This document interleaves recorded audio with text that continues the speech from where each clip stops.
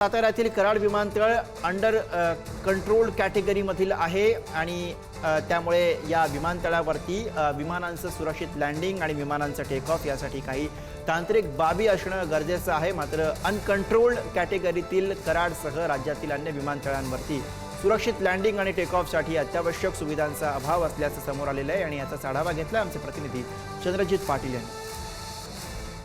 3 दिवसापूर्वी राज्याचे उपमुख्यमंत्री अजितदादा पवार यांचं बारामती येथील विमान दुर्घटनेत दुर्दैवीरित्या निधन झालं आहे। या घटनेनंतर राज्यातील विमानतळ आणि विमानतळाची सुरक्षा हा मुद्दा ऐरणीवर आला आहे। आता आपण आहोत कराडजवळील कराड विमानतळावर।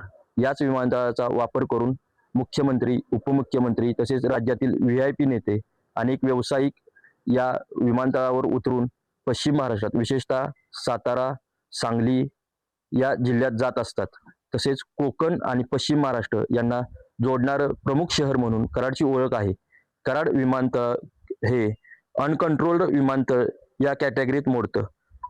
या विमानतळावर अचूक लँडिंगसाठी मार्गदर्शन करणे, अंतर मोजणे, दिशा निश्चित करणे, विमान उतरत असताना उंची योग्य आहे की नाही हे डोळ्याने पाहणे, यासाठी आवश्यक असणारी ILS, DME, VOR आणि पापी या सुविधा असणं आवश्यक असताना या सुविधांचा अभाव असल्याची माहिती सार्वत्रिक माहिती उपलब्ध होत आहे।